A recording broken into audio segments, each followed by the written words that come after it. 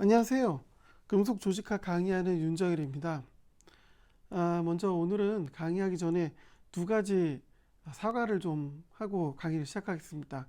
일단 첫 번째, 지난 시간에 수업하면서 과제가 뭔지 설명을 해드렸는데 제가 그 과제 제출하는 사이트를 오픈을 안 했더라고요.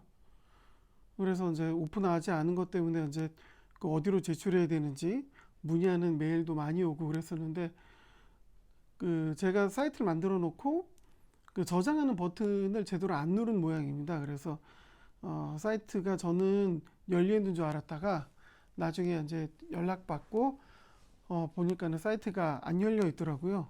그래서 그런 메일이 왔었는데 메일도 나중에 확인했습니다. 여러분들한테 혼란을 일으켜서 일단 첫 번째 그걸로 사과드립니다. 두 번째는 지난주 강의입니다. 다른 건 아니고 이제 여러분들이 수학이나 과학, 특히 이제 공학과 관련된 여러 가지 내용들을 아직까지 잘 이해를 못하고 있기 때문에 여러분들이 조금이라도 더 쉽게 이해하실 수 있도록 설명을 이것저것 붙인다고 하다 보니까는 오히려 무엇을 설명하고 있는지 그 설명의 본질이 조금 흐려진 그런 강의가 된 것 같습니다. 그래서 나중에 제가 그 모니터링 하느라고 조금 들어봤는데 이게 무슨 소리를 하는 건지 개별적인 단어들은 그러니까 용어와 개념들은 좀 이해가 되는데 전반적으로 어떤 내용을 하는지 잘 이해가 안 됐을 것 같아서 그 관련돼서 오늘 뭐 강의를 하면서 거기를 좀 더 이해하실 수 있도록 설명을 해드리긴 하겠습니다만 어쨌든 지난주 강의가 그렇게 원활하지 않았던 것 같아서 그 관련돼서 좀 학생들한테 사과를 드립니다. 자, 그 두 가지 부분에서는 뭐 여러분들이 좀 이해를 해 주시고 제가 이후에는 조금 더 신경을 쓰도록 하겠습니다. 지난주부터 강의를 마이크를 이용해서 녹음을 하고 있습니다. 뭐 따로 전문적인 방송 시설이 있는 게 아니어서 좀 부족하지만은 뭐 그 폰하고 뭐 이런 걸로 강의를 녹화했었는데 보니까는 음성이 너무 안 좋아서 마이크를 구입해서 지금 강의를 녹화하고 있는데 그 음성 품질이 어떤지 그전보다는 좀 더 나은지 잘 모르겠습니다. 뭐 지난 시간인가 지지난 시간에도 한번 얘기를 했던 것 같은데 수업 내용도 내용이지만 그러니까는 뭐 수업을 들었는데 어떤 내용을 잘 모르겠다 뭐 이런 거 질문도 당연히 하고 또 뭐 강의 내용과 아니어도 금속과 관련된 재료와 관련된 내용에 대해서 모르는 내용이 있으면 그런 거 질문도 하고 당연히 질문도 해야 되겠지만 이런 식으로 이제 강의를 방송으로 듣고 있으니까 뭐 이런 부분에 대해서 조금 좀 개선을 해달라든가 뭐 그런 것들이 있으면 그런 개선점에 대해서도 머뭇거리지 말고 언제든지 메일이나 문자로 좀 보내주셨으면 좋겠습니다. 저는 아까 말했듯이 모니터링은 해요. 물론 다 하진 않고 조금 모니터링을 하는데 그게 또 이제 제가 그 강의를 하는 입장에서 방송을 보는 것하고 또 학생들이 뭔가를 배우는 입장에서 강의를 보는 것은 좀 차이가 있을 테니까 화면이라든가 음성이라든가 아니면은 강의에 있어서의 방법이라든가 뭔가 좀 이렇게 뭐 잘 모르는 그런 것들, 그러니까 좀 불만족스러운 부분들이 있으면 언제든지 그것도 얘기를 해주기 바랍니다. 또 마지막 그 공지사항은 과제입니다. 과제. 다른 게 아니라 저는 지금 과제를 제출하신 분에 한해서 기본 점수로 과제를 평가를 하고 있고 물론 이제 학기 말에 과제 그 전체 성적을 평가할 때는 뭐 과제도 일부 해서 점수화를 하긴 하겠습니다만은 제가 생각하는 과제는 뭐 매주 내는 내용에 있어서의 수업 내용을 이해하는 것과도 관련이 있기도 하지만 그 지금 과제로 내드리는 대부분의 문제들이 기존에 중간 시험이나 기말 시험에서 제가 냈던 문제들이 많습니다. 당연히 지금 저희는 뭐 중간 시험은 안 볼 것 같은데 기말 시험을 만약에 문답 즉 필기 시험으로 보게 된다면은 그때 그 내드렸던 과제가 그 시험에 있어서 나올 수 있는 문제들이니까는 과제를 냈다 하고 땡치지 마시고 그 과제 내용에 있어서 질문과 답, 당연히 답은 제가 지금 강의 시간마다 다 말씀을 드리고 있으니까 그 부분에 있어서의 것들도 좀 확인을 하셔서 이후에 시험 준비를 미리미리 한다고 좀 생각을 해 주셨으면 좋겠습니다. 자, 뭐 오늘 이제 강의 시작하는데 뭐 몇 가지 좀 공지사항 말씀드렸고 오늘 우리 본 강의 시작하도록 하겠습니다.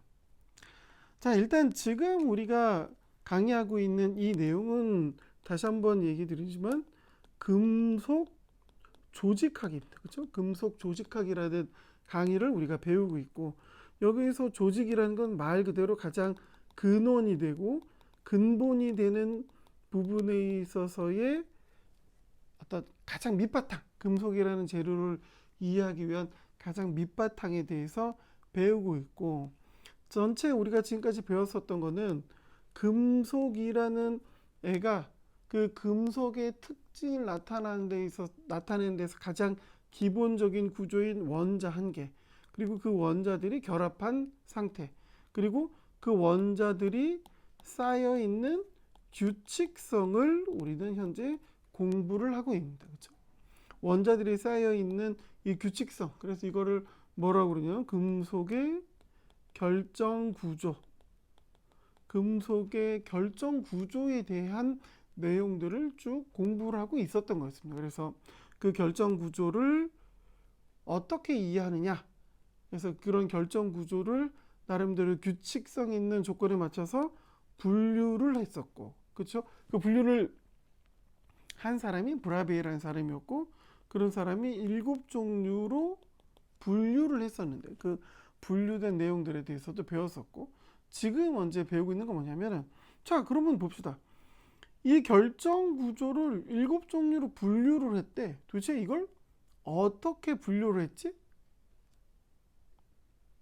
이 분류한 방법이 뭐야? 이 분류한 방법이 바로 X선 회절이라는 방법을 통해서 금속의 결정 구조, 즉 금속이라는 재료의 원자들이 규칙적으로 배열된 것을 알아낸, 그 구조를 알아낸 방법에 대해서 현재 배우고 있는 중입니다.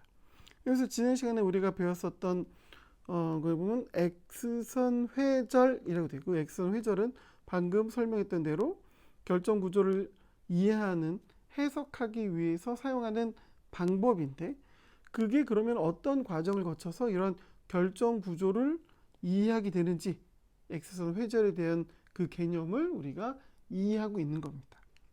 그래서 지난 시간에 뭘 배웠냐면 보강 간섭이라는 걸 배웠어요. 보강 간섭. 그 반대된 개념으로 상쇄 간섭을 배웠던 거였고, 그렇죠?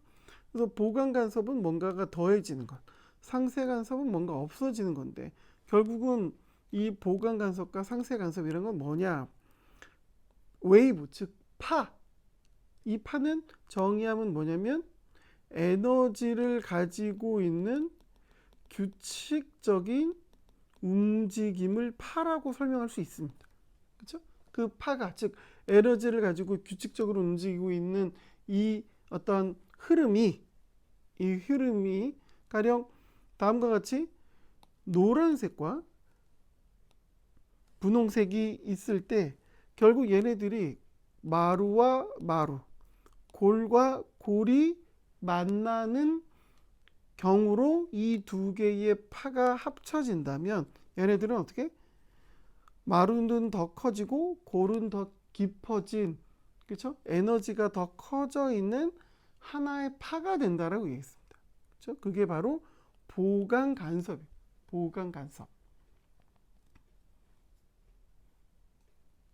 그다음에 상쇄 간섭은 뭐냐면 아까 그 보강 간섭과는 달리 마루와 골이 만나거나 골이 마루와 만나는 이런 조건에 있어서 파가 합쳐지게 되면 결국은 한쪽의 플러스 에너지가 다른 한쪽의 마이너스 에너지와 합쳐짐으로써 에너지 전체가 사라지는 이러한 결과물이 나타난다라고 얘기했습니다.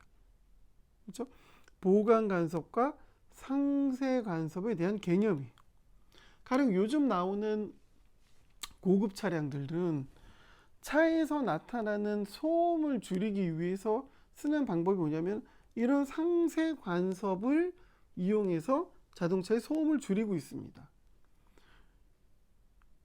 그전에는 차가 움직일 때 나타나는 소음을 막기 위해서 흡음재를 쓰거나 바깥에서 그 차가 움직일 때 바깥에서 들어오는 소음을 막기 위해서 더 큰 두꺼운 유리를 쓰거나 막 그랬었는데, 요즘 어떻게 하냐면 소음이라는, 즉 그것도 일종의 주파수, 일종의 파가 되기 때문에 이 파, 즉 소음으로 느껴지는 그 파의 주파수, 즉 파에 대한 기본적인 특성을 분석해서 그거를 상쇄시키는 파를 자동차 내에서 인위적으로 발생시켜서 그 두 파가 상쇄 간섭을 일으켜서 소리가 나지 않게끔 하는 일들을 하고 있는 겁니다.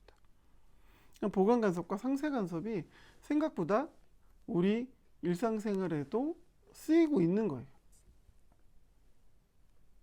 그렇습니다. 어쨌든 보강 간섭과 상쇄 간섭은 그런 개념이었어요.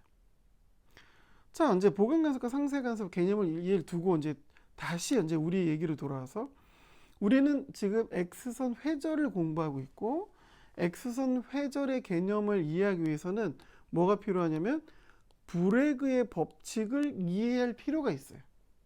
그러면 그 브레그의 법칙이라는 게 뭐냐? 그 브레그의 법칙을 이해하기 위해서 우리가 이해될 내용이 뭐냐면 경로차라는 걸 이해해야 된다는 거예요. 그래서 지난 시간에 제가 그 경로차를 설명하려고 노력을 했던 거였습니다. 근데 설명이 앞뒤가 좀 많이 꼬여 있어서 학생들이 이해하기가 좀 어려웠을 것 같습니다. 어쨌든 자, 지금부터 이제 다시 이제 지난 시간에 했었던 내용을 반복을 하고 수업 진도를 좀 나가보도록 하겠습니다. 자, 이제 봅시다. 자, 지금 여기에 이런 파가 진행이 되고 있어요. 여기 검은색으로 되어 있는 요 영역입니다. 파가 진행되고 있는데, 파라고 해서 만약에 잘 이해가 안 되면, 자, 여기에서 손전등을 비추고 있어요. 손전등을. 그래서 손전등이 비추면 당연히 이렇게 빛이 가겠죠. 빛이 쭉 진행이 될 겁니다. 빛 진행이 되는데, 자, 그 빛이 진행이 되다가 가령 예를 들어서 여기에 반사될 수 있는 애들이 있어요. 이게 반사되는 것들이 어떻게 지금 존재하고 있는 거냐면, 여기가 1층, 이게 미안합니다. 이거를 2층으로 보고 이게 1층으로 보면 돼요. 이 얘와 얘는 서로 수직, 즉 위아래로 놓여져 있는 거. 위아래로 놓여 있는 거를 우리가 지금 바라보고 있는 겁니다.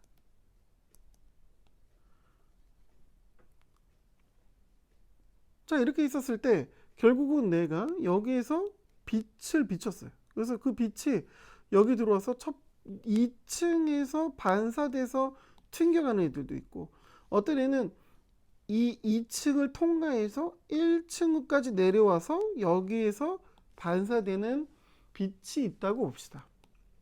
이해가 되죠? 그러니까 다시 한번 얘기하는 건, 이것과 이거는 지금 저희가 평면으로 바라보고 있어서 이 두 개가 놓여 있는 위치를 설명하기 어려운데, 왜냐면 공간으로 그림을 그리면 이렇게 되어 있는 거예요. 그렇죠? 되어 있고 이렇게 되어 있을 때 얘가 맨 위에가 이거, 밑에 있는 애가 뭐냐면 이 공간 내에 있는 두 번째 면이라고 생각을 하시면 됩니다. 얘가 이거. 그리고 아까 제가 설명했던 건 뭐냐면, 여기에서 빛을 비췄을 때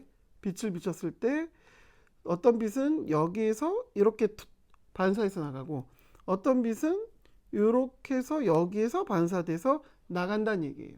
그거를 2차원 평면으로 표현하면 이렇게 되겠죠. 아시겠죠? 다시 한번 얘기하면 이렇게 공간으로 구성되어 있었을 때 이 위에가 2층, 여기가 1층으로 보겠다라는 얘기입니다. 그렇죠? 이 정도면은 헷갈리지 않고 이해할 수 있을 것 같은데, 자, 또 가봅시다. 아까 얘기했듯이 여기가 2층, 아까 2층은 파란색으로 했으니까 2층, 여기가 1층이에요. 그리고 저는 여기서 이렇게 해서 빛을 비추고 있습니다. 그래서 어떤 빛은 2층에서 들어와서 여기서 반사돼서 튕겨나갔고, 어떤 애는 2층을 통과해서 이렇게 들어와서 1층까지 내렸다가 1층에서 반사돼서 갔습니다. 아시겠죠? 자, 그럼 이제 여기 2층에서 반사된 애하고 1층에서 반사된 빛의 길이, 빛이 지나온 길을 좀 살펴보도록 하겠습니다. 자, 보면 봅시다. 이 2층에서 반사된 빛은 여기서부터 여기까지를 지나고 다시 여기에서 이만큼을 진행해서 갔습니다. 그쵸? 맞아요. 그쵸? 그런데 1층에서 반사된 애들은 뭐냐면 여기에서 출발해서 이만큼 가고 여기에서 반사돼서 다시 이만큼 갔단 말이죠. 그렇죠? 그러면 검은색과 빨간색, 즉 2층에서 반사된 애와 1층에서 반사된 애, 각각 언제 아까 빛이라고 표현했으니까 2층에서 반사된 빛과 1층에서 반사된 빛이 움직인 거리를 봅시다. 만약에 여기서부터 여기를 같은 스타트 포인트로 보고 여기서부터 여기까지를 같은 엔드 포인트로 볼게요. 그러면 검은색 빛이 이동한 거리는 여기서부터 여기까지 아까 표현했었던 이만큼이에요. 그리고 반사해서 이만큼 갔던 거고, 빨간색은 여기서부터 여기서부터 여기까지인데, 이 검은색과 빨간색이 지나온 길이를, 빛이 지나간 길이를 한번 비교를 해봅시다. 어떻게 되냐? 스타트 포인트가 같을 때 반사된 위치를 이렇게 해서 보면 여기서부터 여기까지 길이가 같아지고, 또 검은색을 기준으로 여기서부터 여기까지를 이렇게 표기해서 놓고 보면 이만큼의 길이와 이만큼의 길이는 서로 같게 되죠. 그럼 결국은 무슨 얘기입니까? 2층에서 반사된 애와 1층에서 반사된 애가 빛이 이동한 거리를 비교해 봤었을 때 두 개가 차이 나는 길이, 즉 이동한 경로의 차이는 얼마큼 차이 나냐면 이만큼 차이가 나는 거예요. 이만큼. 그렇죠? 결국은 이만큼 길이가 서로 같고, 여기 길이가 썼을 때 2층과 1층에서 반사된 A가 차이가 난 거는 이만큼의 길이만큼 차이가 나게 되는 거죠. 즉 이게 뭐야? 얘가 경로차가 되는 거죠. 경로차. 그러니까 두 개의 빛이 지나왔었을 때 튕긴 위치에서의 조건으로 보면 여기에서는 두 빛에 있어서의 움직인 거리의 차이가 나는 겁니다. 그럼 이 차이는 왜 발생을 한 거예요? 당연히 이것 때문에 발생한 겁니다. 왜?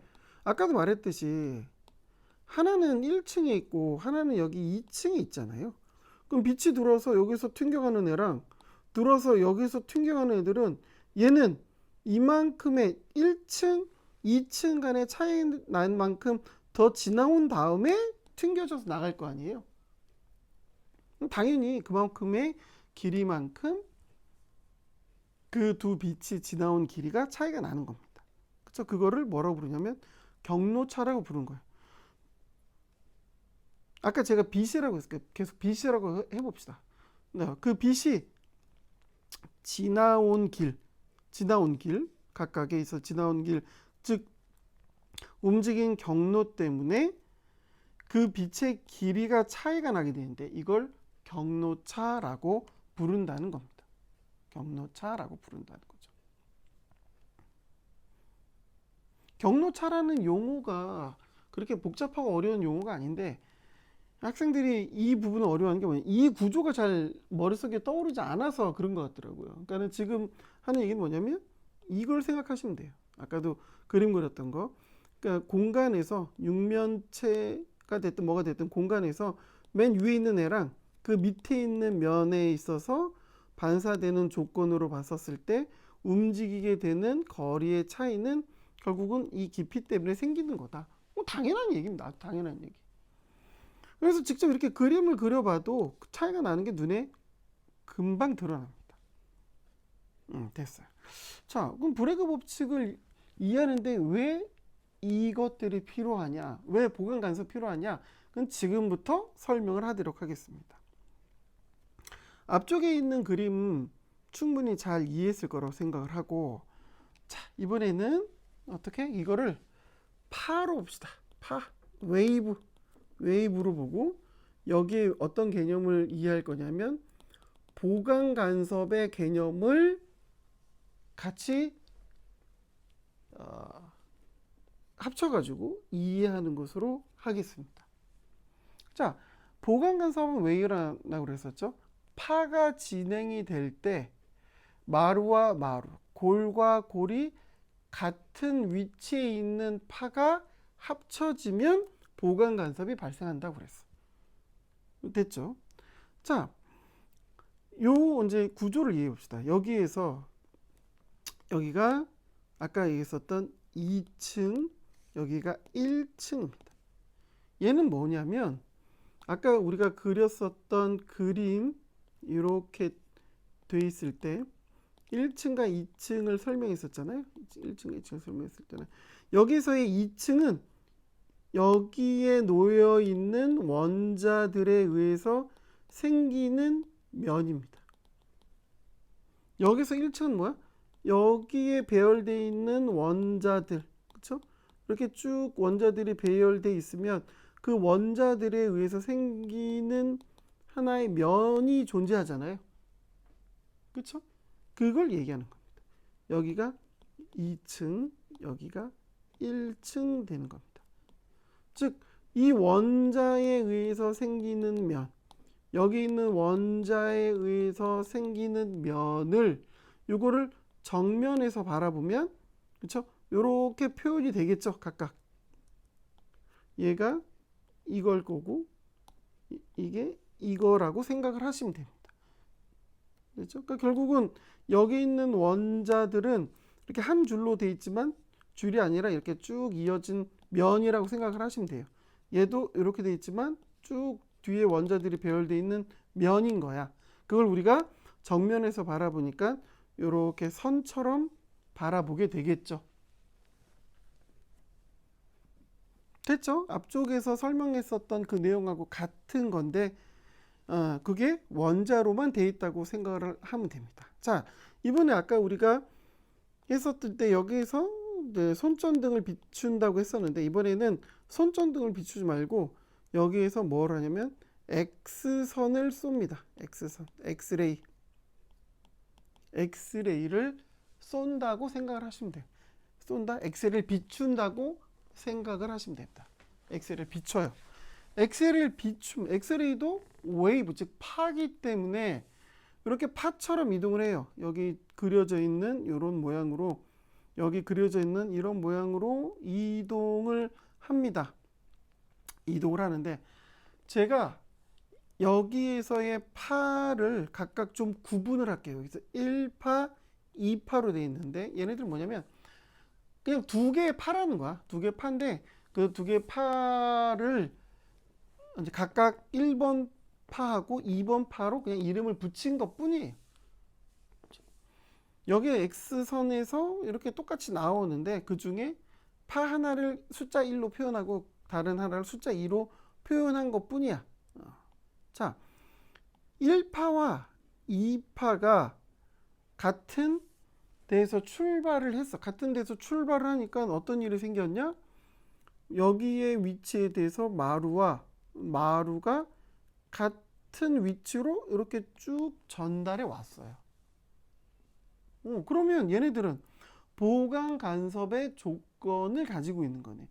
이 1파와 2파가 합쳐지면 보강 간섭이 되겠지. 왜? 마루와 마루, 골과 골이 잘 만나서 이 상태로 이동을 하고 있어요. 그러네. 그렇습니다. 자, 그럼 이제 1파를 봅시다. 1파는 쭉 이렇게 이동을 쭉 했어요. 이동을 해서 여기 아까 얘기했었던 이 원자면과 만나서 튕겨서 반대가 아니라 튕겨서 이쪽으로 반사돼서 이동했습니다. 됐죠? 그렇고 근데 이 아까 얘기했었던 2번 판은 이렇게 와서 여기 있는 원자면을 통과해서 이렇게 해서 여기에서 반사돼서 이렇게 나갔어요. 대체 무슨 말인지 이해했을 겁니다. 자, 그러면 봐봅시다. 여기에서 출발한 조건을 비교를 해보면 다시 봅시다. 지금 여기에서 출발했을 때 틀림없이 1파와 2파는 보강 간섭의 조건으로 출발을 한 겁니다. 됐어요. 그럼 계속 보면 계속 보강 간섭의 조건으로 가죠. 보강 간섭의 조건으로 들어왔는데 이제 보강 간섭의 조건으로 들어왔어. 이제 여기에서 여기 1파는 이 지점에서 이제 1파는 이 지점에서 반사돼서 이렇게 빠져나갔고 2파는 좀 더 진행을 하고 여기에서 반사돼서 여기에서 빠져나갔단 말이죠. 여기서 빠져나가서 계속 진행을 한단 말이죠. 그런데 만약에 지금 아까 했던 것처럼 여기 출발점에서 여기까지 쭉 보강 간섭이 되는 조건으로 이동해 왔는데 만약에 얘가 여기에서 이제 튕겨져서 각각 1파와 2파가 튕겨진 상태에서 이 상태에서도 마찬가지 보강 간섭이 유지가 되려면 어떻게 돼? 당연히 여기서의 마루가 동일한 위치여야 되지. 여기 골과 여기 골이 동일해야 돼요. 그럼 그 조건에서 얘네들을 이렇게 보면 마루와 마루, 골과 골이 이어져서 계속 가고 있네. 어디까지? 끝까지. 그러면 어떻게 돼? 이 둘은 가령 예를 들어서 여기 영역에서 보면 무슨 일이 일어날 거냐? 보강 간섭이 일어날 거라는 거죠. 보강 간섭이. 아, 그러네. 그죠? 처음 출발할 때 마루와 마루가 동일했고 1파가 여기에서 반사, 2파가 여기에서 반사됐을지라도 여기서 계속해서 보강 간섭이 이루어지는 조건으로 간다면 이 1파와 2파의 경로차가 그 중요한 판단할 수 있는 기준을 나타낸다는 뜻이네. 왜? 여기서부터 여기까지 파가 이동했던 거리에서 보강 간섭이 유지가 됐죠. 여기서부터 여기까지 나온 파들이 또 보강 간섭이 되는 조건이 유지가 됐어. 그러면 이 1파와 2파의 차이, 즉 경로차는 어디서 발생을 하는데요? 여기에서 발생을 하는 거잖아. 이 경로차가 보강 간섭을 할 수 있는 조건을 계속 유지하지 않느냐에 따라서 이 2파가 보강 간섭으로 갈 수 있는 조건이 계속해서 유지가 되느냐 되지 않느냐가 결정이 되어지는 겁니다. 그러니까 여기서 보강 간섭이 되는 조건이 안 되면 여기 이후로도 당연히 보강 간섭이 안 되겠죠. 당연한 얘기입니다. 자, 그래서 이제 우리 수업 자료를 보면 보강 간섭이 발생하려면 1파하고 2파에 있어서 마루와 마루, 골과 골의 위치가 동일해야 돼. 우리가 지금 여기 있는 글을 봤더니 동일하네. 됐고 여기에 있어서 두 번째 내용, 보강 간섭이 유지되려면 어떻게 해야 돼? 두 파의 경로 차가 어딘데? 경로 차이는 여기입니다. 여기.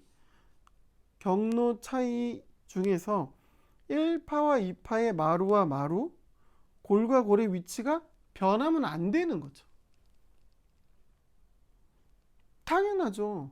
만약에 여기에서 아까도 말했듯이 여기랑 여기는 맞춰졌어. 여기랑 여기가 맞춰지려면 이 두 개의 파가 차이가 나는 이 경로 차이 중에 이 두 파의 마루가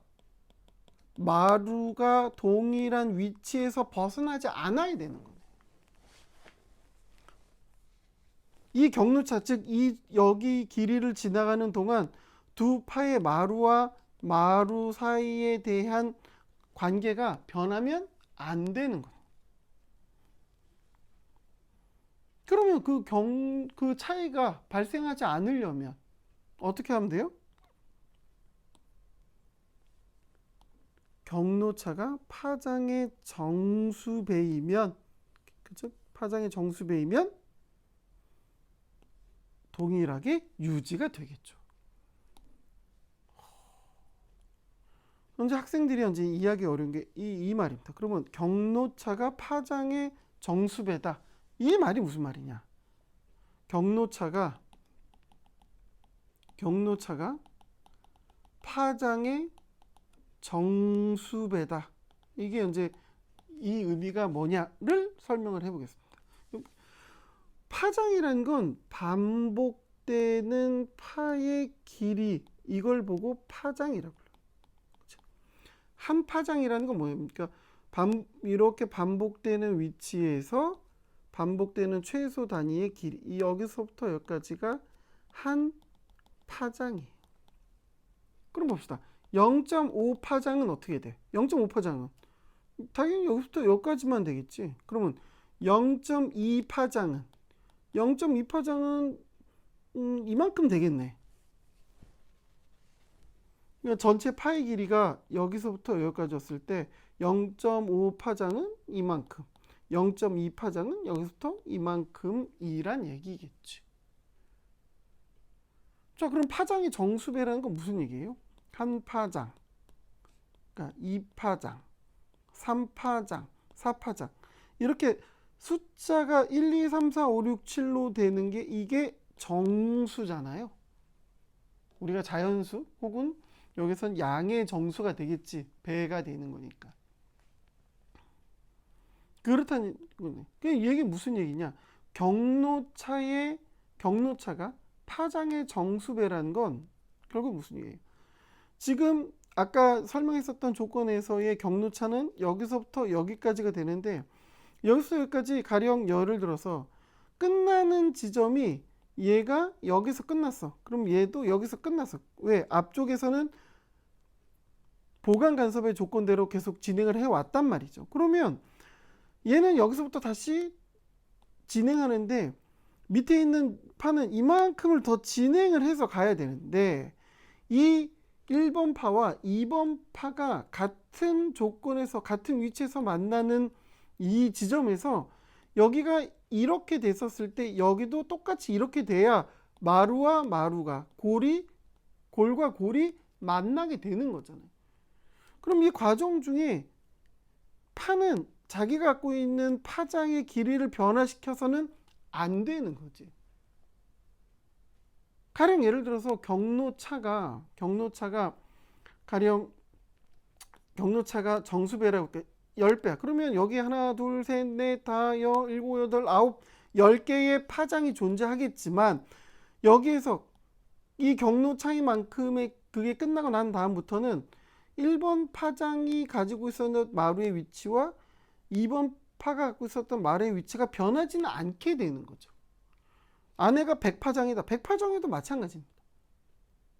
2파장이다. 그럼 2파장의 경우에 대한 조건으로 그림을 그리게 되면 여기에서 하나, 둘 이렇게 되겠죠. 대신에 이 경로 차이를 빠져나고 난 다음에 있어서 1파장과 2파장의 마루와 마루가 동일하다는 그거는 변하지 않게 되는 거지. 근데 이런 정수배가 아니야. 정수배가 아니면 가령 예를 들어서 2.5파장이야. 2.5파장을 그리면 어떻게 돼요? 하나, 다시 그립시다. 하나, 둘, 그러니까 한 파장, 두 파장, 이렇게 되겠죠. 반. 그러면 그 다음에 나가는 판은 이렇게 해서 나가야 될 거 아니에요. 그러면 아까 얘는 마루인데 여기서는 골이 되어 버리는 거죠. 그럼 당연히 보강 간섭이 발생하지 않겠지. 정수배라는 건 결국은 반복되는 파장이 아무리 많이 반복된다 하더라도 마루와 마루, 골과 골의 위치가 변하지는 않거든요. 개수가 많아지긴 하겠지만. 이해가 돼요? 그게 이 이야기가 되는 겁니다. 경로차가 파장의 정수배라면 어떻게 돼? 1파와 2파의 마루와 마루, 골과 골 위치는 동일하게 유지돼서 계속해서 진행이 되겠죠.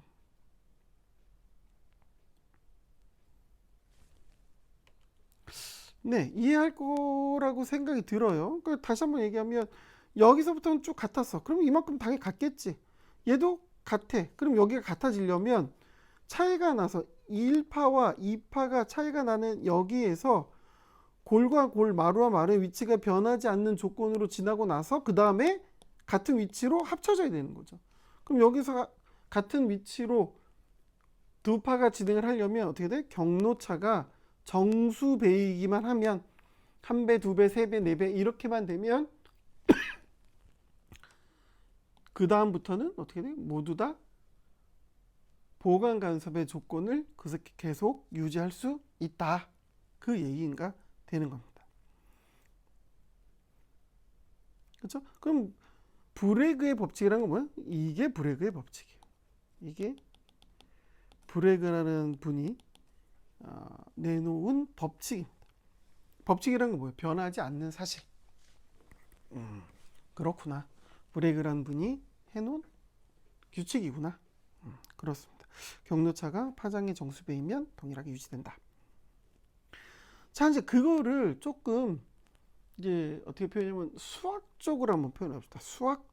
수학적으로 표현하는 건 특별한 게 아니라 여기서부터 여기까지가 아까도 말했듯이 경로차예요. 어떤 경로차? 1파와 2파의 이동 거리가 차이가 나는 거라고. 다시 한번. 선분 ml 플러스 선분 ln의 길이가 곧 뭐가 돼요? 얘가 경로차라고. 어떤 경로차? 1파와 2파의 이동 길이에 대한 차이. 그게 여기서부터 여기, 여기서부터 여기 요 거리가 되겠죠. 이해가 되죠? 자, 이 경로차를 우리가 갖고 있는 몇 가지 조건으로 수학적으로 한번 표현을 해봅시다. 가령 예를 들어서 아까 이 1파가 들어와서 여기서 반사돼서 나갔을 때 이때의 각도를 입사각이라고 했었을 때 그 입사각을 세타라고 하면 동일 조건에서 입사하고 동일 조건으로 반사하게 된다면 이 세타는 동일한 세타 값으로 반사각을 가지겠죠. 그렇죠? 먼저 번에 우리가 반사, 굴절, 회절을 배웠을 때 반사는 들어와서 그대로 빠져나가면 반사가 되는 거고 굴절은 매질 변화에 따라서 방향, 각도가 변하게 되는 거죠. 지금 하는 거는 반사입니다. 반사.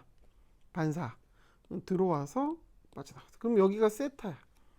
여기가 세타였을 때 우리가 이 선에 대해서 다음과 같은 조건으로 수직선을 그으면 여기도 직각, 여기도 직각이 되겠죠. 수직선을 그으면 당연히 여기서부터 선분의 길이 여기까지는 길이가 같고 여기서부터까지가 당연히 길이가 같겠죠. 자, 그리고 그 조건에 대해서 아까 얘기했었던 이 2층과 1층 사이의 거리를 D'이라고 한다면 다음과 같은 조건에서 이루어진 각은 이렇게 표현이 되어집니다. 자, 무슨 얘기냐? 다시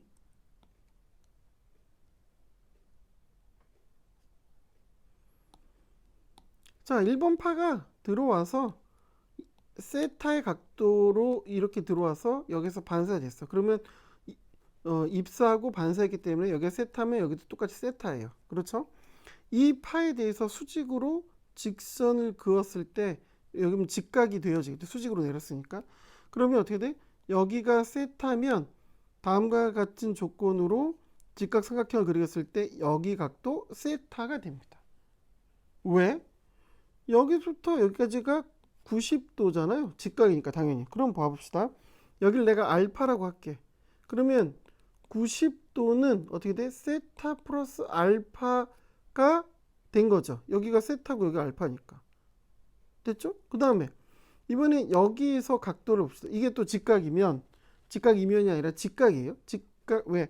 여기 평행한 면과 여기 평행한 면에 대해서 이렇게 마주보는 수직선을 그었으니까. 그렇게 되면 여기 직각이니까 알파 더하기 얼마 해야 90도가 되죠? 여기 당연히 세타여야 여기도 90도가 되겠죠. 그렇죠? 그래서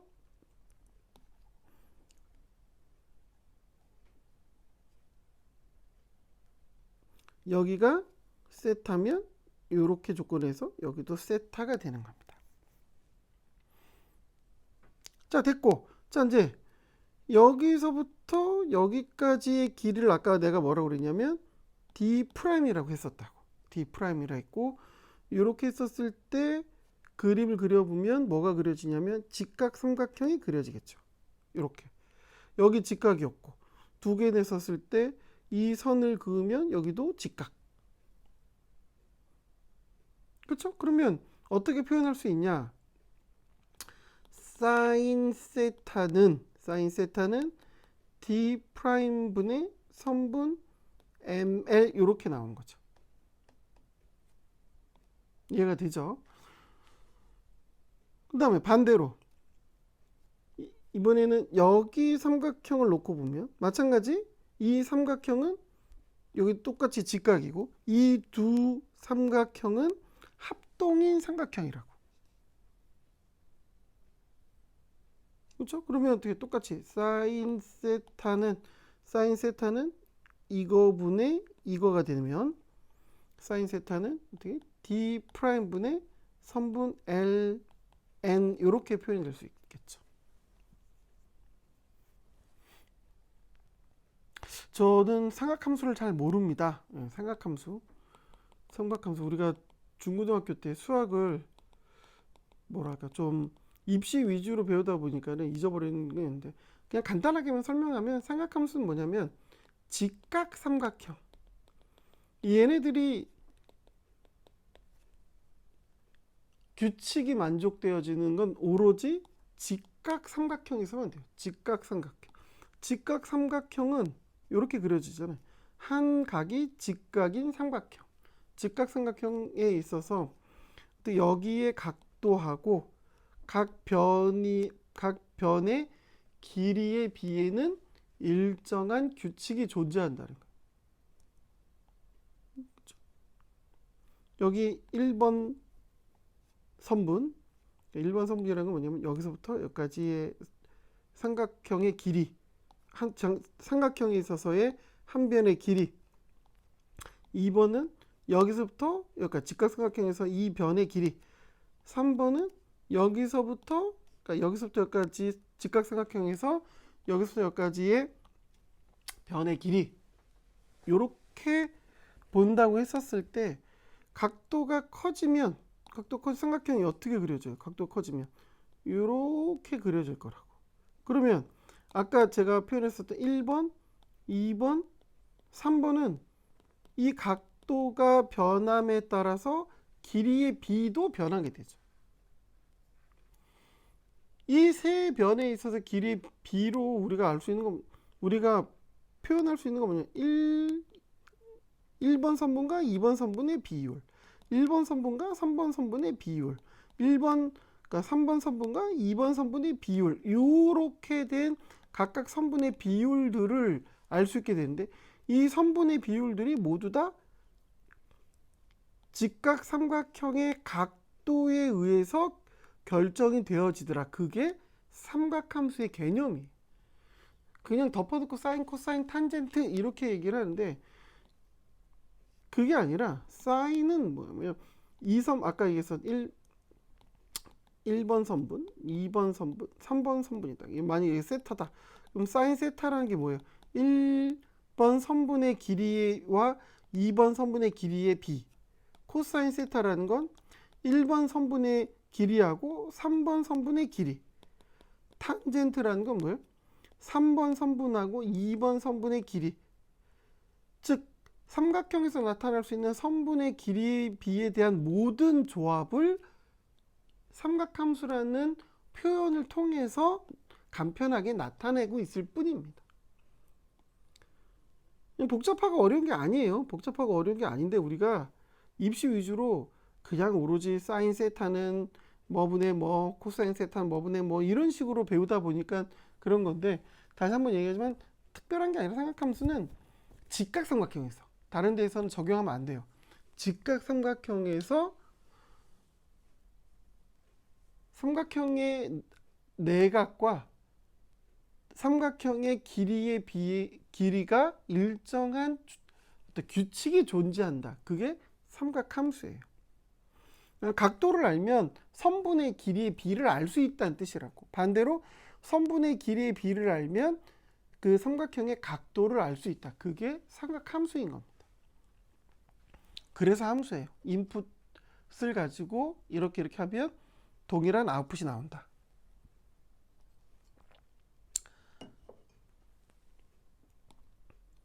그렇습니다. 자, 이제 우린 아까 했던 거 해봅시다. 그러면 얘는 선분 ml은 어떻게 쓸 수 있어요? d 프라임 곱하기 사인 세타. 선분 ln은 어떻게 쓸 수 있어요? d 프라임 곱하기 사인 세타. 그쵸? 이게 1번 경로차, 이게 2번 경로차지. 이게 1번 경로가 되고 이게 2번 경로가 되겠죠. 이만큼하고 이만큼 차이가 나는 거예요. 됐죠? 그럼 계속 봅시다. 그럼 1파와 2파에 있어서의 결국은 경로 차이가 어떻게 되냐면 여기서부터 여기, 여기서부터 여기까지, 즉 두 개가 합쳐진 만큼 2파가 더 지나간 거죠. 이만큼. 아까 앞쪽에서 설명드렸고, 그리고 계속 설명하지만, 그렇다면 보강 간섭이 발생하려면 경로차, 즉 그 ml의 길이와 ln의 길이, 얘네들을 여기서 표현한 대로 하면 이 두 값이 되는 거고, 얘를 합치면 이렇게 쓸 수 있겠죠. 이 경로차가 어떻게 해야 돼? 파장의 정수배가 되면 되는 거죠. 경로차가 파장의 정수배가 되면 위상이 일치한다. 위상이 일치라는 건 뭐예요? 1파의 마루와 2파의 마루가 같은 위치에 되고 골과 골이 같은 위치에 존재하게 되는 겁니다. 그래서 n은 뭐예요? 이게 정수라고. 람다는 아까 설명을 안 한 것같은 람다는 뭐냐면 파장입니다. 파장은 뭐라고 그랬죠? 이렇게 반복되어졌을 때 반복되는 거의 가장 최소 길이, 이게 파장입니다. 지금 제가 그린 거는 그러면 얼만큼이 되는 거죠? 2.5 파장만큼 그린 것.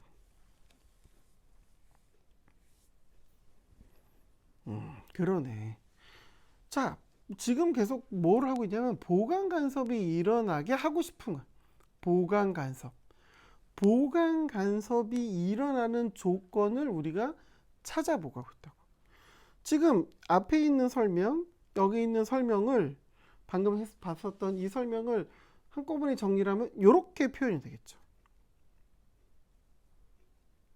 요거는 방금 봤던 거예요. 그렇죠? 보강 간섭이 발생하려면 결국 그 경로차에 있어서의 다음과 같이 표현됐었을 때 이 경로차가 파장의 정수배여야 된다라는 거예요. 그렇게 돼야 위상이 일치한다. 위상이 일치한다는 의미가 뭐라고? 1파의 마루와 2파의 마루가 같은 위치에 존재함으로써 보강 간섭이 발생한다라는 거라고.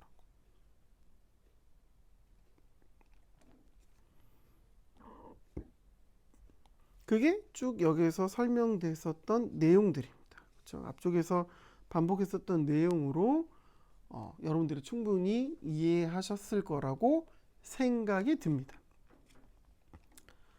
됐죠? 자, 그러면 봅시다. 아니, 강의 초반부에 뭐라고 그러냐면 브라베이의 7종류에 대한 격자 구조, 즉 원자 배열의 규칙성을 이해하기 위해서, 우리가 그걸 알아내기 위해서 X선 회절이라는 거를 썼다고 그랬는데, X선 회절 지금 있는 설명 갖고는 잘 이해가 안 가는데요? 라고 얘기할 수 있겠죠. 자, 그러면 이제 지금부터 뭘 설명하냐면 어떻게 우리가 그럼 결정 구조를 이해할 수 있냐는 거예요. 그거는 요걸 봅시다. 요거. 얘는 여기에서 온 것 뿐이에요. 이게 뭐예요? 얘가 경로차. 얘는 파장이고, 이거 얘는 뭐야? 정수죠. 그러니까 정수 곱하기 파장이라는 거야.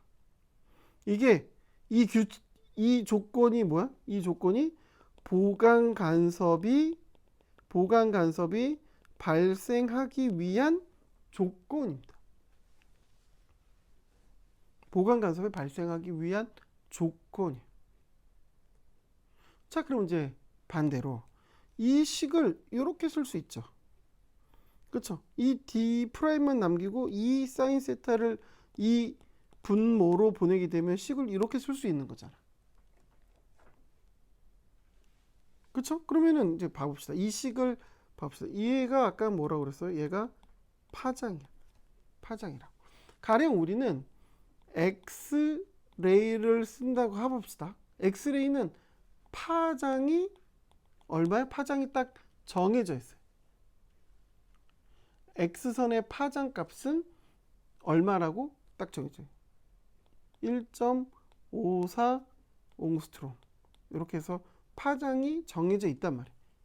사람들이 이것저것 실험을 해서 X선의 파장을 알아냈어요. 그러면 이 값은 우리가 숫자로 넣으면 되는 거고.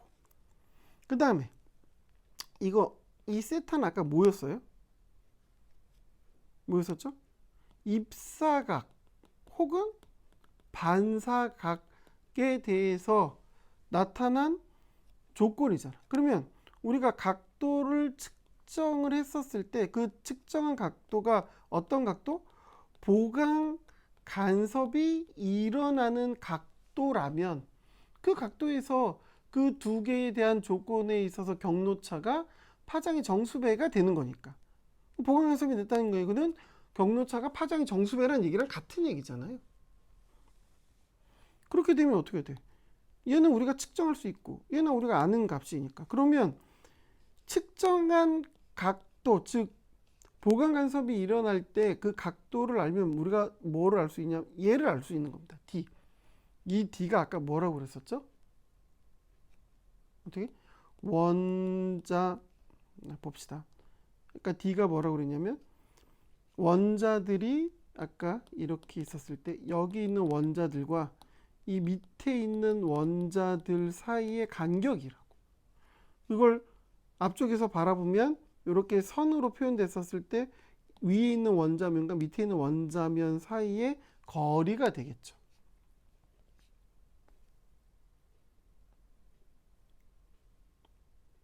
그렇죠? 그러면 이게 얘를 뭐라고 쓰면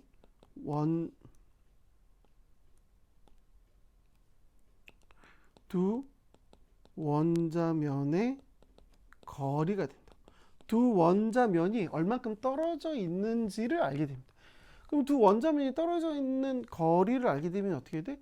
그 원자들이 어떤 규칙으로 쌓여져 있는지를 알게 됩니다. 그럼 당연하겠죠.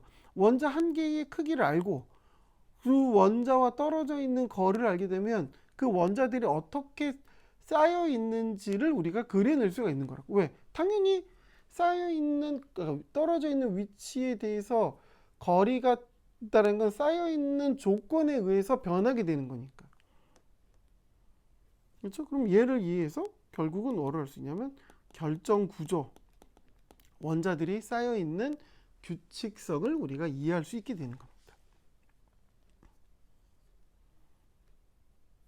그렇죠? 그래서 어떻게 하냐면, 그렇죠? 방금 설명했던 것처럼 X선 회절, 이걸 뭐라고 표현할 수 있냐면 보강 간섭이에요. 보강 간섭이 일어나는 각도를 측정하면 뭐를 구할 수 있냐? D를 구할 수 있다고. 여기서 뭐라고 표현했냐면은 면간거리라고 했어요. 면간거리는 무슨 의미냐면 원자면과 하나의 원자면과 또 다른 원자면 사이의 거리를 면간거리라고 얘기하는데, 이 면간거리를 측정하게 되면 어떤 구조인지 우리가 구조를 추측해낼 수 있어요. 구조를 이해하면 당연히 아까 얘기했듯이 브라베이가 얘기했었던 7종류 그 14가지 중에 어떻게 쌓여 있는지 우리가 그려낼 수 있었던 거였고, 그걸 쭉 통계를 내봤더니 7종류 14가지밖에 없더라, 이렇게 나오는 겁니다. 그게 얘가 나타나는 의미예요. 그래서 X선에 대한 조건이, 미안합니다, X선 회절에 대한 조건에 있어서의 보강 간섭이 일어나는 조건으로 우리가 금속의 구조를 해석을 할 수가 있어요. 금속 구조를 해석할 수가 있는데, 그걸 대한 기본 개념이 결국 X선 회절의 의미라는 겁니다. 이거는 실제로도 많이 써요. 현장에서도 많이 쓰고, 앞으로 여러분들이 금속과 관련된 일을 하게 되면 반드시 꼭 경험을 해보게 될 일일 겁니다. X선 회절 부분에 있어서 조건을 보면. 그렇습니다. 자, X선 회절 부분에 있어서 내용은 뭐 이 정도로 좀 이해하면 될 것 같고, 뭐 이거는 이제 JCPDS라고 불리우는 건데, 뭐냐면 모든 재료의 결정 구조를 정리해 놓은 일종의 뭐랄까, 규칙이 정말 잘 정리가 된 표예요, 표. 그러니까 가령 우리가 뭐 헌법을 모든 법의 근원으로 보잖아요. 또 그런 것처럼 이게 모든 재료에 있어서 구조를 해석해 놓은 테이블이야. 그래서 우리가 모르는 재료를 전혀 모르던 재료를 우리가 가령 X는 회절을 통해서 이렇게 각도를 알아낸다. 보강 간섭이 일어나는 각도를 알아낸다. 그러면 얘를 이용해서 얘가 어떠한 재료인지를 알아낼 수가 있는 겁니다. 그거에 대한 기준표가 JCPDS예요. 출발은 우리나라에서 한 건 아니고, 그렇죠? 당연히 우리나라도 외국에서 만든 걸 가져다가 분석을 하고 있습니다. 그래서 보면은 뭐 투세타 이렇게 표현되어 있고, 여기 뭐냐면 보강 간섭이 일어나는 세계예요. 얘는 보강 간섭이 정말 잘 일어나고 보강 간섭이 잘 일어나지 않고 그때 일어나게 되는 각도를 표현한 겁니다. 이게 왜 투세타로 표현되냐면 그런 거죠. 이렇게 표현돼서 이렇게 튕겨 나가죠. 그러면 각도 차이가 되냐면 얘가 X선 출발점에 대해서 이루어지는 각도와 반사돼서 튕겨나가는 각도는 투세타 값을 가지게 되잖아요. 왜? 여기서 세타였었을 때 조건으로 놓고 보면 결국은 이렇게 되는 거니까, 입사가 세타면 여기 반사도 여기가 세타가 되는데, 통과하는 애랑 보면은 여기도 세타니까 결국 이루어진 값은 투세타가 되겠죠. 뭐 그렇습니다. 뭐 이 부분은 뭐 그렇게 크게 이해하거나 그럴 건 아니고 그냥 X선 회절에 있어서 우리가 결정 구조를 어떤 방법으로 분석할 수 있느냐, 보강 간섭이 일어나는 조건에 있어서의 각도를 측정을 하고 그 측정 각도가 기준표랑 어떻게 매칭되는지를 분석을 하면 알 수 있는 거고, 그리고 그거에 대한 근원적인 개념은 결국 뭐예요? 우리가 얻을 수 있는 데이터들을 이용해서 얻게 되는 D, 두 원자면 사이의 거리, 이걸 면간 거리라고 부르는데 이 면간 거리를 통해서 구조를 해석할 수 있다. 이렇게 이해하시면 될 것 같습니다. 네, 이게 이제 지난 주에 있어서 이제 부족했던 부분들을 이제 설명을 한 거고, 자 이제 오늘 강의 이제 또 마찬가지 시작을 해보도록 하겠습니다. 이어져서 오늘 강의 금속 결합에 대한 부분 기본 개념 정도만 좀 보고 상세 내용은 다음 시간에 하는 것으로 하겠습니다. 뭐 1시간 강의 들으니까 그렇죠? 뭐 좀 지겨울 수도 있겠는데 실제 강의는 이게 우리가 한 번 강의할 때마다 거의 3시간씩 강의하는 것으로 일단은 돼 있습니다. 근데 뭐 방송 강의라서 그렇게는 하지 못하는 거고 너무 지겹게 이렇게 생각하지 말고 계속해서 강의를 집중하셔서 잘 들어주셨으면 좋겠습니다. 자, 우리가 이제 지금까지 배웠었던 부분에 있어서의 제목을 보면 어떻게 되냐면 금속 구조, 정확히는 금속 결정 구조를 이해하는 그런 과정들을 거쳤습니다. 오늘은 할 건 뭐냐면 금속에 대한 결함을 배울 거예요. 금속 결함. 금속 결함 그러니까 조금 뭐랄까 좀 네거티브적인 어감이 되겠죠. 그렇죠.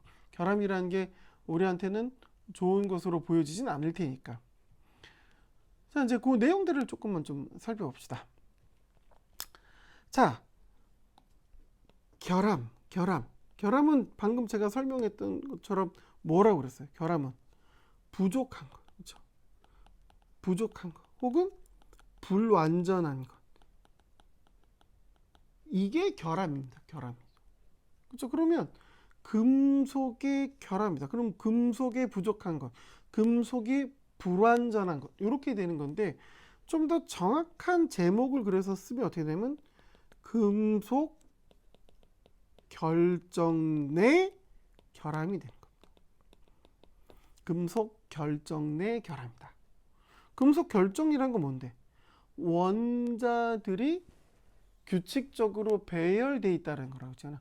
혹은 원자들이 배열되어 있는 규칙성을 이해하는 게 금속 결정이라고 그랬단 말이죠. 그러면 금속 결정 내의 결함이란 건 결국은 무슨 얘기입니까? 그렇죠? 원자가 규칙적으로 배열된 것에 대해서 어떻게 벗어난 이게 금속의 결함 혹은 금속 결정 내의 결함이 되는 겁니다. 규칙적인 배열에서 벗어난 것. 이게 문제가 되는 겁니다. 이 개념 이해하시겠죠? 금속 결함이라는 건 뭐냐? 원자가 규칙적으로 배열되어 있는 그게 금속 결정이 되는데 그것에서 벗어난 것들이라고. 그러면 머릿속에 그려봅시다. 원자들이 규칙적으로 이렇게 쭉 배열돼 있어. 규칙적으로 배열돼 있는데 뭔가 그 배열에서 벗어난 거야. 그 규칙성이 깨진 거야. 그게 금속 결함입니다. 자, 그럼 금속 결함에는 어떤 종류가 있냐? 금속 결함에는 다음과 같이 점결함, 선결함, 면결함으로 분류를 할 수 있어요. 점이에요, 점. 근데 제가 아까 방금 뭐라고 그랬냐면 원자가 배열되어 있는 규칙성에서 벗어난 거라고 그랬죠. 원자의 배열에서 원자가 규칙적으로 배열된 데서 벗어났는데 점이야. 이건 뭐야? 원자 한 개로 인해서 나타나게 되는 결함이 점결함입니다. 선결함이라는 건 뭐예요? 같은 표현, 같은 개념으로 설명하면 어떻게? 원자가 한 줄로 쭉 이어졌었을 때 그 원자 한 줄이 결함을 일으키는, 그 결함을 일으키는 영역이 하나의 선분, 하나의 선으로, 직선으로 표현이 될 수 있잖아요. 그래서 선결함이에요. 그 다음에 또 면결함은 어떻게 돼? 원자로 이루어진 하나의 어떤 면, 이 면이 문제가 있으면 그게 면결함이 되는 겁니다. 자, 지금 제가 뭐라고 했냐면 금속 내의 결함을 설명하고 있어요. 금속 결정 내의 결함을 설명하고 있는 거라고. 금속 결정, 즉 원자가 규칙적으로 배열되어 있는 부분에서 나타날 수 있는 어떤 불완전한 건 다음과 같은 세 종류로 분류가 돼. 점, 선, 면, 결함. 점 결함은 원자 배열에서 점이니까 원자 한 개로 인해 나타나는 거. 선은 원자 한 줄, 면은 원자 하나의 면이 규칙성을 깨트린, 규칙성이 문제가 있는 부분이 되는 거라고. 그렇구나. 수학에서 점은 0차원, 선은 1차원, 면은 2차원, 공간은 3차원이죠. 그렇죠? 3차원. 그럼 4차원은 뭐죠? 4차원은 이 공간에 시간이 붙으면 4차원이라고. 그렇죠? 그래서 공간이 왜곡되면 시간이 왜곡되느냐 어쩌냐 그런 것들이 4차원에 대한 이야기를 하는 겁니다. 뭐 이거는 다른 이야기고, 어쨌든 점선면에 있어서 우리가 원자가 배열되어 있는 영역 혹은 공간 내에서의 원자 배열의 불완전함을 생각을 하면 될 것 같아. 점결함에는 공공 뭐 이런 게 있고, 선결함에는 전이라고 불리는 게 있고, 면결함에는 이렇게 불리는 게 있는데, 이거에 대한 내용들은 뒤에서 상세하게 설명하겠습니다. 일단 점선면에 대한 결함을 조금 더 이해해 봅시다. 일단 금속 결합에 있어서의 점결함은 이렇게 볼 수 있겠네요. 아까도 뭐라고 그랬죠? 원자 한 개. 원자 한 개에 대한 조건으로 보면 봐봐요. 이렇게 원자들이 규칙적으로 잘 배열되어 있는데 여기는 원자가 배열되어 있지 않네. 이게 빈자리죠. 그러면 규칙적으로 배열되어 있는 영역에서 문제가 생긴 결함인 거네. 이런 게 점결함인 거. 됐죠? 그러네. 여기는 원자가 배열되지 않은 것. 그 다음에 지금 여기는 모두 다 파란색의 원자로 규칙적인 위치에서 배열이 되어 있는데, 여기는 전혀 다른 원자가 들어가 있네. 규칙적인 배열이 깨진 거지. 배열 자체에 있어서의 조건으로 보면 원자가 위치하니까 이거랑 보면 좀 다른 개념이지만, 같은 파란색 원자와는 전혀 다른 원자가 들어있는 그런 상태. 이것도 점결함이 되는 거예요.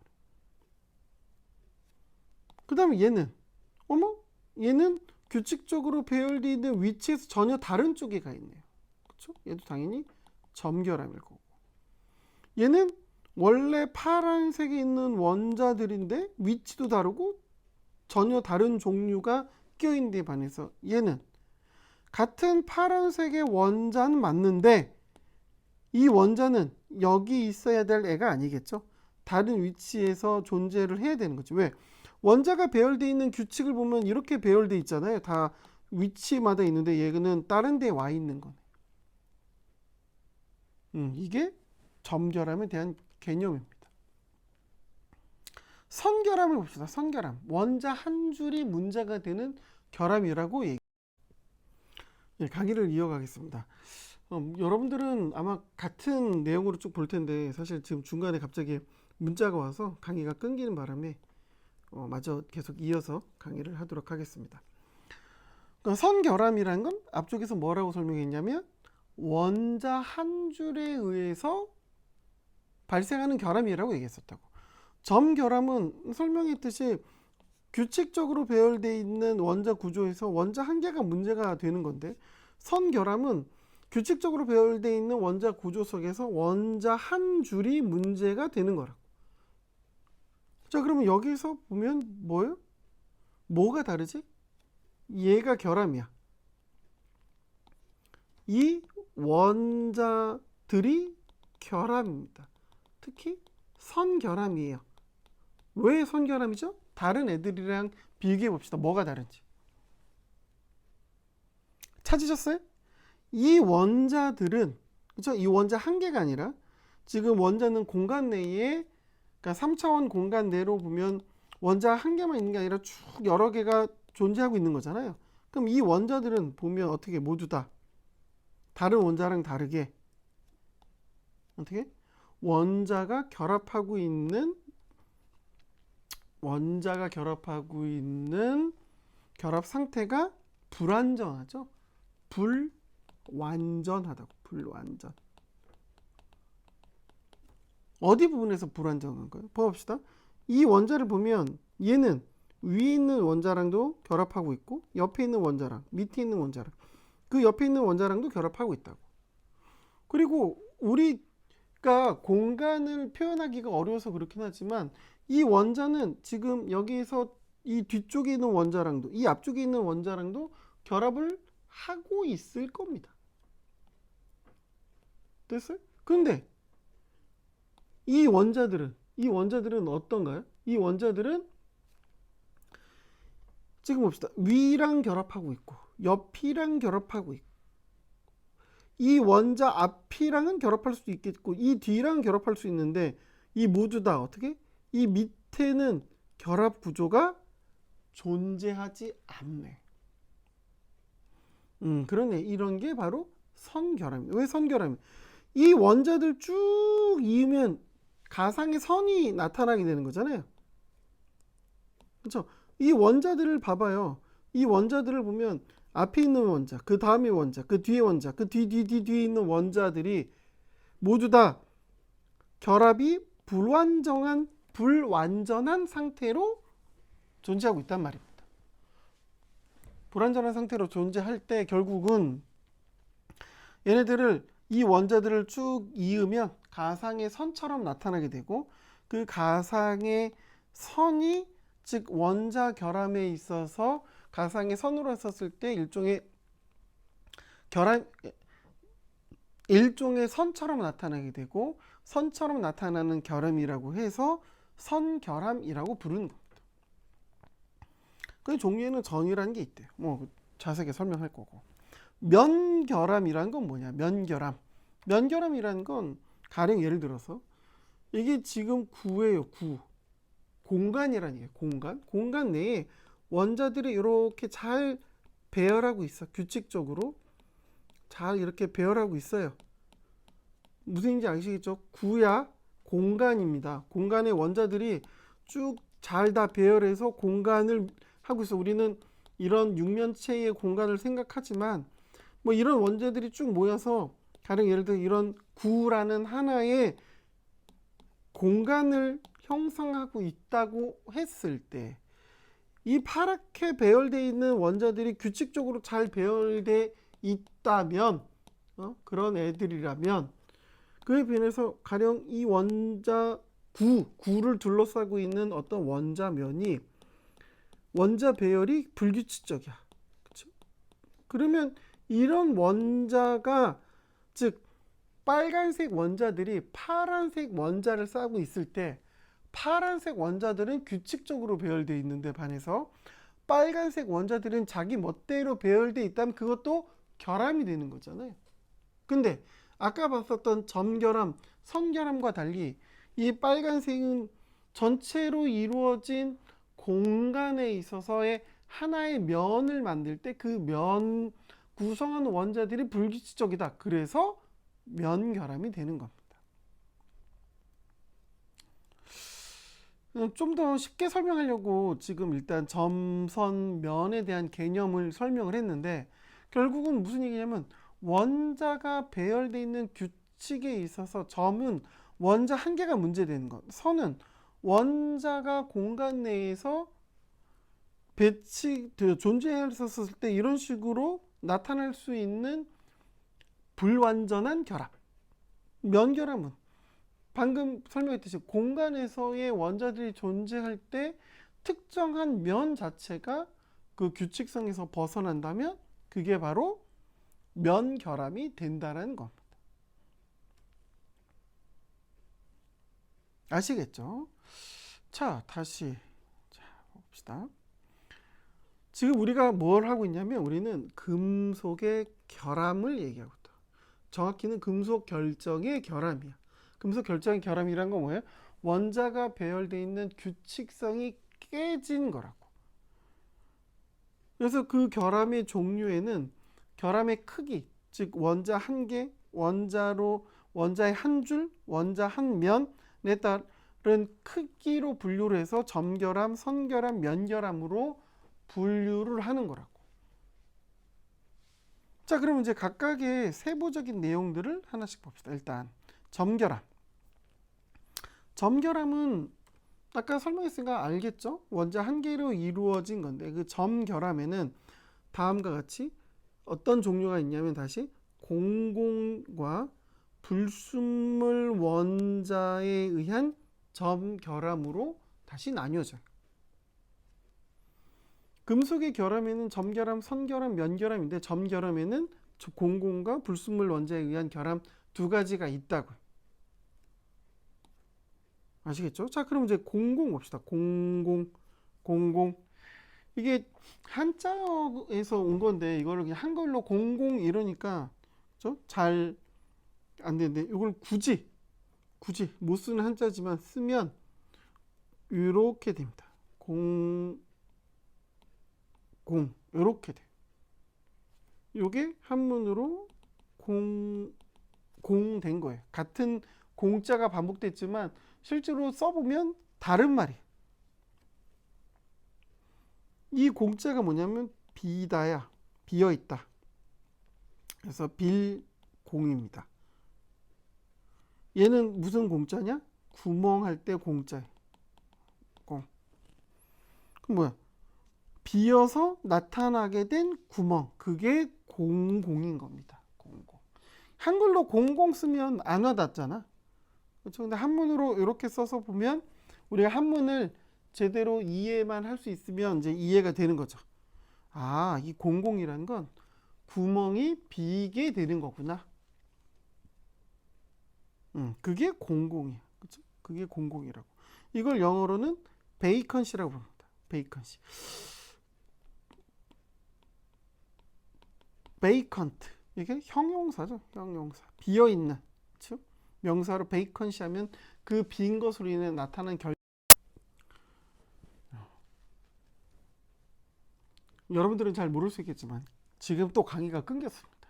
지금 이태원에서 발생한 코로나 환자로 인해서 계속해서 문자 메시지가 날라오고 있어가지고 강의가 계속 중간중간에 끊기고 있습니다. 이게 파일 하나로 합쳐지면 학생들은 잘 모를 수도 있겠네요. 놀고 싶겠지만 조금 참읍시다. 코로나 때문에 지금 여러분들이랑 만나서 강의를 해야 함에도 불구하고 서로 힘들고 어렵게 이렇게 방송 강의로 지금 대신하고 있는데 학생들한테는 뭐랄까 좀 미안한 그런 부분들도 있어요. 제대로 된 강의가 전달되기가 어려울 테니까 어쨌든 계속 이어갑시다. 점결함은 원자 한 개로 인해서 발생하는 결함인데 거기에는 공공과 불순물 원자가 있고 공공은 한글로 쓰면 같은 말이 반복되지만 한문으로 쓰면 다음과 같이 비어있는 구멍이라는 한자어로 표현이 되는 겁니다. 공공. 그리고 영어로는 베이컨트, 비어있다라는 의미의 형용사에서 나타나게 되는 겁니다. 그래서 공공은 뭐야? 말 그대로 비어있는 거야. 어떻게? 이런 식으로 원자가 규칙적으로 배열되어 있는 부분에 대해서 여기는 비어있죠? 이 비어있는 것, 이게 바로 공공인 겁니다. 공공. 아까 우리 점결함 설명할 때 빠져있는 부분이라고 했어요. 그게 공공이에요. 원자가 빠져있다. 불순물 원자에 있어서의 조건은 다시 또 다음과 같이 침입형 불순물하고 치환형 불순물로 구분되어집니다. 그렇죠? 다시 한번. 점결함에는 공공과 불순물 원자에 의한 결함인데, 불순물 원자의 결함은 침입형 불순물 원자와 치환형 불순물 원자로 다시 나뉘어진다라고.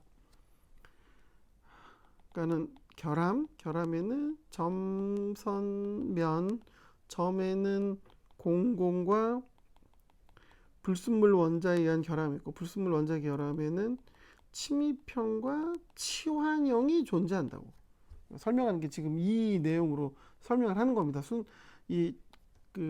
수업의 카테고리를 보면 이렇게 되고 있는 거예요. 침입형을 보면 이렇게 다른 불순물이 침입하는 경우, 혹은 자기가 원래 있는 공간에서 침입하는 경우 이렇게 되고, 치환은 다른 불순물이 여기에 위치로 치환되는 경우. 여기는 침입은 불순물이 침입하거나 자기가 침입하는 게 있으면 치환형도 당연히 불순물 치환이나 혹은 자기 치환이 있을 수 있는 거 아닌가요? 그럼 이거가 불순물 치환이고 자기 치환은 따로 있는 거 아닌가요? 말이 안 되죠. 얘가 여기로 가고 여기 있던 애가 이쪽으로 온다. 무슨 얘기냐면 얘가 이쪽으로 가고 얘가 이쪽으로 간다 한들 이거는 치환이라고 볼 수 없겠죠. 그냥 자기가 같은 원자가 서로 자리를 바꾼 것 뿐입니다. 그거는 결함이 아니에요. 결함에 있어서의 조건으로 보면 다음과 같이 공공, 불순물 원자, 불순물 원자의 침입, 치환이었고, 치환은 불순물 침입, 자기 침입, 치환은 그냥 치환형만 존재한다라는 거죠. 요거 아까 우리가 점결함할 때 봤던 거다. 그렇죠? 이게 공공이 되는 거고, 그렇죠? 얘가 뭐야? 치환이 되는 거고, 이 두 개가 뭐예요? 얘가 침입형인데 얘는 불순물 침입이고 얘는 그냥 자기 치환으로 부를 수가 있겠죠. 자기 침입으로 볼 수가 있겠죠. 불순물 침입, 얘는 자기 침입, 얘는 치환, 얘는 공공. 점결함에 대한 내용에 있어서 용어 설명이 그렇게 되는 거네요. 그러네. 점결함. 자, 여기서 이제 설명할 건 뭐냐면 요거야. 불순물 원자가 침입형으로 들어오느냐, 치환형으로 들어오느냐. 이게 사실은 금속에 있어서 매우 중요한 부분입니다. 왜 중요해? 불순물 원자가 이런 식으로 침입으로 들어오든 치환형으로 들어오든 어쨌든 불순물 원자가 들어와서 섞이게 되는 것, 이걸 우리는 뭐라고 부르냐? 합금이라고 부르거든요. 자, 이제 설명을 계속 좀 이어가 나가겠습니다. 지금 우리는 뭘 배우고 있냐면 점결함을 배우고 있다고. 결함은 안 좋은 거야. 규칙에 대한 조건이 깨져 있는 거라고. 그렇죠? 안 좋은 건데 그 안 좋은 거로 인해서 우리가 좋은 결과물을 얻을 수 있게 되는 겁니다. 이게 무슨 말이냐? 자, 봅시다. 합금에 대한 내용을 설명을 하려고 하는 거예요. 합금이라는 건 뭔데? 합금은 금속에, 그렇죠? 어떤 A라는 금속에 B라는 뭔가를 섞는 것, 거기에 C라는 애를 섞는 것, D라는 애를 섞는 것, 뭐가 됐든 간에 어떠한 순수한 금속에 뭔가를 섞어서 만드는 것, 이걸 보고 모두 다 합금이라고 불러요. 합금. 금속을 합한다. 합금. 이렇게 되는 거예요. 자, 앞쪽에서 얘기했듯이 침입형 혹은 치환형 원자, 이건 틀림없이 점결함이야. 그렇죠? 안 좋은 건데 침입형 또는 치환형 원자가 이런 식으로 존재할 수 있다는 것 때문에 우리는 뭘 할 수 있냐면 금속의 고용체를 만들 수 있어요. 금속의 고용체라는 게 뭔데? 금속의 고용체. 일단 금속의 고용체라는 것을 설명하면 금속의 고용체는 어떻게 용질 원자, 용매 원자가 어떻게 조성에 상관없이 원자 배열이 균일하게 혼합되어 존재하는 형태. 말이 좀 어려운 것 같은데 이게 뭐냐면 고용체는 간단하게 설명하면 뭐냐면 고체 용액이에요. 우리는 고용체라는 단어 때문에 그런데 이거를 영어로 쓴 걸 보면 solid solution이라고. 고체 용액이야. 고체 용액. 얘가 고체고 솔루션 용액이잖아. 그럼 용액은 뭔데? 용액은 얘는 뭐야? 균질 혼합물. 균질 혼합물. 이게 용액이잖아. 또 균질 혼합물이라는 게 뭐죠? 그냥 간단하게 말하면 설탕물이야. 설탕. 완벽하게 잘 섞여 있는 애. 그게 용액입니다.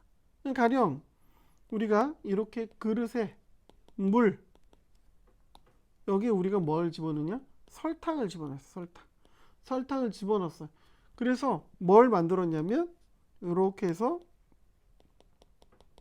설탕물을 만들었습니다. 설탕물을 만들었어. 그러면 봅시다. 이 설탕물을 여기를 우리가 맛을 보나?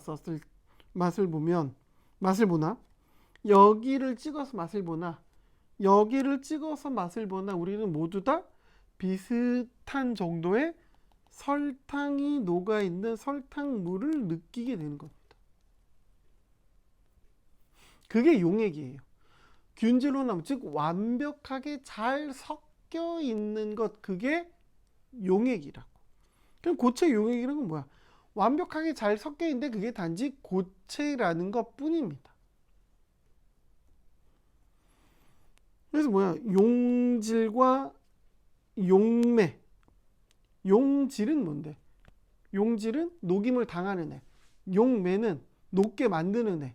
여기에서 아까 설탕물인 경우엔 이게 설탕일 거고 용매가 물이겠죠. 두 개가 합쳐져서 완벽하게 혼합되는 것, 그게 용액이 되는데 단지 그런 일들이 고체에서 일어난다고 보면 그걸 고용체라고 부른다는 거죠. 왜? 고체 용액이기 때문에.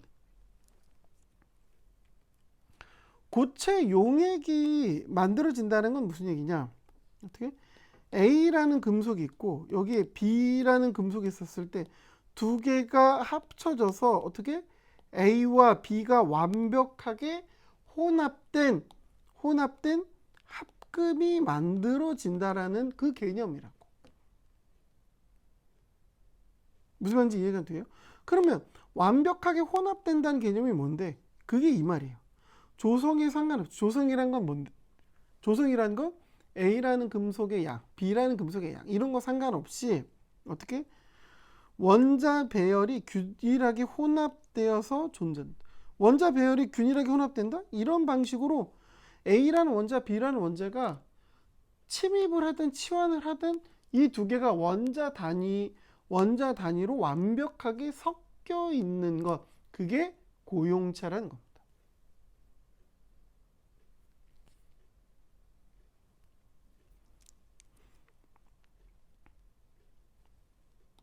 아시겠죠? 고용체라는 부분에 있어서는 점결함의 개념으로 고용체가 만들어지는 게 설명이 되어지는 겁니다. 그래서 점결함에서 이 부분을 설명을 하는 거예요.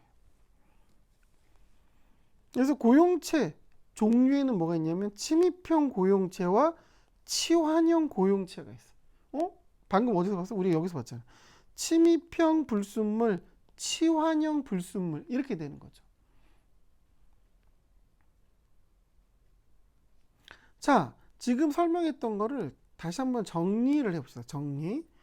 뭐냐면 합금이라는 게 있어. 합금이라는 건 A라는 금속과 B라는 금속이 섞이는 게 합금이야. 합금에 있는 종류가 있는데 그 중에 합금의 종류 중에 하나가 뭐냐면 고용체 합금이라는 게 있다라는 거야. 고용체 합금이라는 건 뭔데? 이게 고체 용액이라고 불리울 만큼 용액 완벽하게 섞여 있는 합금이란 뜻이라고. 완벽하게 섞여 있다고.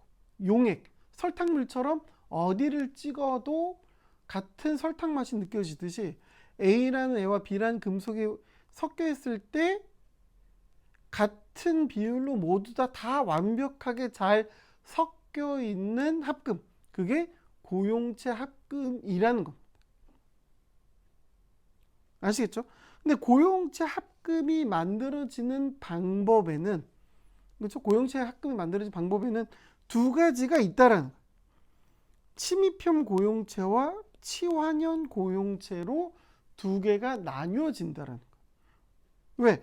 A라는 금속에 B라는 애가 들어왔을 때 이 B라는 애가 A라는 금속에 존재할 수 있는 방법은 점결함에 대한 조건으로 봤었을 때 침입해서 존재하거나 혹은 치환해서 존재하는 이 두 가지 방법만 있기 때문에 이렇게 구분을 한다는 거예요.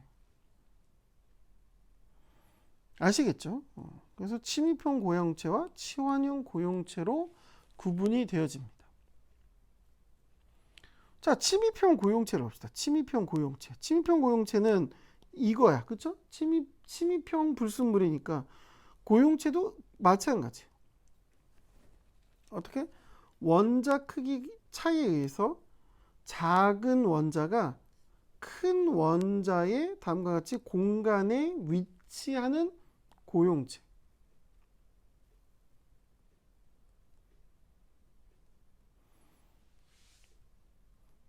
우리가 지금 하고 있는 거는 합금에 대해서 공부하고, 합금은 A라는 애에다가 B라는 애를 섞는 거야. 금속에서. 근데 A라는 금속 내에 B를 섞었을 때 B가 존재하는 방법이 있을 거 아니에요. 그 존재하는 방법이 몇 가지가 있는데 지금 우리가 좀 공부하는 건 뭐냐면 완벽하게 섞여서 존재하는, 그걸 배우고 있는 거라고. 완벽하게 섞여서 존재하는 방법, 완벽하게 섞여서 존재하려면 그 원자들, 즉 A에 들어간 B 원자들이 어떻게 존재해야 되냐면 침입을 해서 존재하거나 혹은 치환을 해서 존재해야 되는데, 우리는 지금 얘는 뭐냐면 침입을 해서 존재하는 경우를 보겠다라는 겁니다. 그럼 당연히 한쪽 원자가 커, 원자들이 크고 섞여 있는 애들이 작다면 그 틈 사이에 이렇게 섞여 들어갈 수 있겠죠. 그렇죠? 이게 가령 A라는 금속이고 얘네들이 가령 B라는 금속이다. 그러면 A라는 금속에 B라는 금속이 이렇게 원자가 틈마다 존재해서 완벽하게 섞일 수가 있습니다. 그래서 이런 방식으로 합금이 만들어지는 경우는 어떤가요? 이게 Fe2에 탄소가 들어있는 철강 재료가 되는 거라고.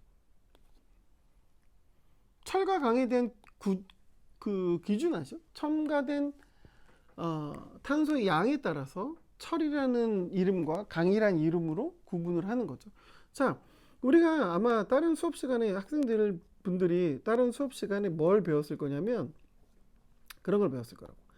알파 철 혹은 알파 고용체, Fe 내에 탄소가 들어갔었을 때 알파 고용체, 감마 고용체 이렇게 불렀을 거예요. 혹은 이 알파라는 이름에 대해서 별명으로 페라이트라는 이름이 있고 감마라고 불리는 애에서 얘가 별명으로 오스테나이트라는 이름이 붙죠. 얘네들은 모두 이걸 처음에 발견한 사람의 이름을 붙인 것 뿐이야. 페라이트라는 사람 이름이고 오스테나이트 이름, 그걸 발견한 사람 이름에서부터 이렇게 붙은 별명일 뿐입니다. 뭐가 됐든 간에 얘네들은 결국은 뭐냐면 합금이에요. 합금. 어떤 합금? 철에 탄소를 넣어서 두 개가 균일하게 잘 섞여 있게끔 만드네요. 근데 그 철에 탄소가 섞여 들어갔을 때 완벽하게 섞여 들어있는 애, 그걸 고용체라고 불렀을 때 그 고용체에 생긴 구조가 서로 달라서 알파라는 이름과 감마라는 이름으로 따로따로 불러주는 것 뿐이라고. 이 둘은 뭐예요? 모두 다 F이란, 즉 철이란 곳에 C, 탄소를 섞어서 만든 고용체입니다. 고체 용액이야. 완벽하게 섞여 있어. 근데 걔네들이 어떻게 섞여 있어? 이런 방식으로 철 원자들, 이게 다 철 원자들인데 탄소 원자들이 틈 사이에 껴있는 형태로 완벽하게 섞여 있다, 이 이야기입니다. 그게 침입형 고용체가 만들어지는 방법입니다. 치환형 고용체는, 이건 뭐 아까 우리가 치환을 배웠으니까, 그렇죠? 결정 구조 격자점, 격자점이라는 건 원자가 위치해야 될 점이에요. 원자가 존재할 곳에 다른 원자들이 들어와서 존재하는 그런 형태로 섞여 있는 고용체, 합금이라는 의미, 합금. 자, 이런 식으로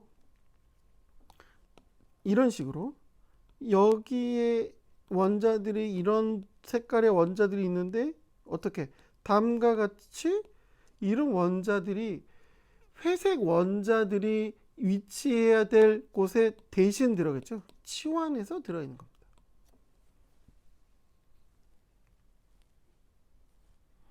요건 뭐냐면 황동이에요. 황동은 선생님은 구리에 징크라는, 아연이라고 부르죠. 징크라는 애를 섞어서 만든 합금이야. 섞어서 만든 합금인데 고용체, 고체 용액 상태로 존재하는 경우가 있는데, 걔네들이 어떤 이유로 그렇게 존재할 수 있느냐? 이렇게 구리 원자하고 징크 원자가 서로, 즉 징크 원자가 구리 원자가 존재할 위치에 구리 원자를 몰아내고 자기들이 들어있는 요런 형태로 고용체를 이루고 있는 경우들이 있어요.